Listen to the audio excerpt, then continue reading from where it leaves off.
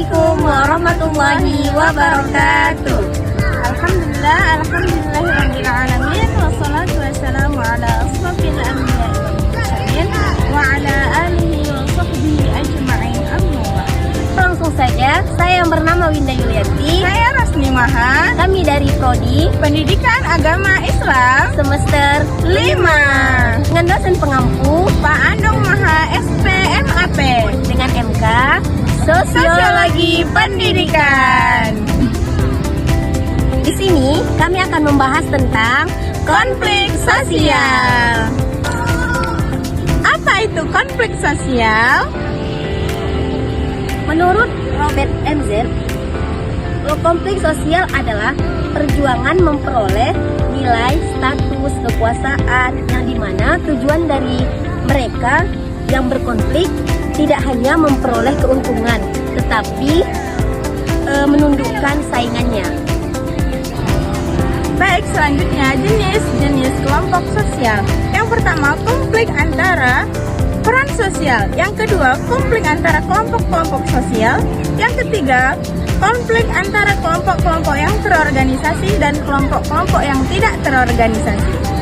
Kemudian, faktor penyebab konflik sosial. Yang pertama itu, dominasi suatu kelompok terhadap kelompok yang lain. Dan yang kedua, persaingan dalam mendapatkan mata pencarian hidup antara kelompok yang berlainan suku bangsa.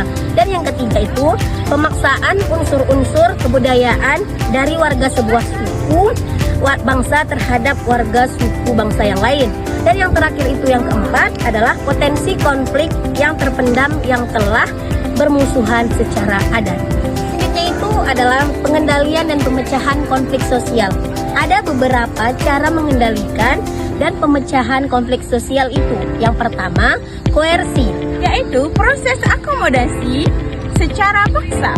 dan yang kedua, arbitrasi, Yaitu penyelesaian masalah lewat pihak ketiga yang memberikan keputusan meningkat kepada kedua belah pihak.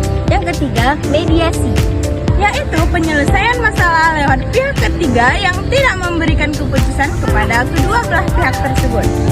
yang keempat adalah kompromi, Yaitu bentuk akomodasi di mana pihak yang terlibat mengurangi tuntutannya.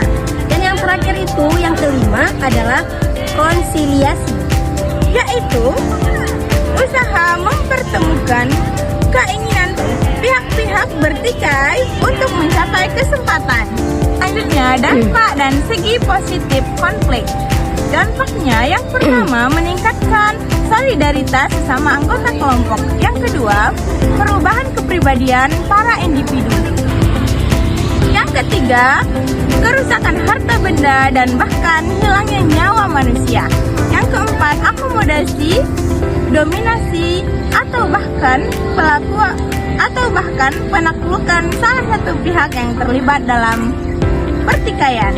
Selanjutnya itu segi positif. Yang pertama, memperjelas aspek-aspek kehidupan, dan yang kedua itu memungkinkan adanya penyesuaian norma-norma dan nilai-nilai, dan yang terakhir itu, yang ketiga, jalan untuk mengurangi ketergantungan antar individu dan kelompok. Baik, kesimpulan dari konflik sosial adalah konflik merupakan bagian alami dari kehidupan bermasyarakat yang muncul akibat peradaban kepentingan, nilai, budaya, status sosial, atau cara pandang antara individu maupun kelompok. Konflik tidak selalu berdampak negatif jika dikelola dengan baik. Konflik dapat mendorong perubahan sosial, memperbaiki ketidakadilan, dan memperkuat sistem sosial. Namun, apabila tidak diselesaikan secara tepat, konflik dapat menimbulkan perpecahan, kekerasan, dan memperkuat sistem sosial. Oleh karena itu, diperlukan sikap toleransi, komunikasi yang baik, serta mekanisme penyelesaian konflik yang adil untuk menjaga kestabilan dan keutuhan masyarakat. Baik, sekian dari hasil video kami. Sampai jumpa di video selanjutnya. Assalamualaikum warahmatullahi wabarakatuh.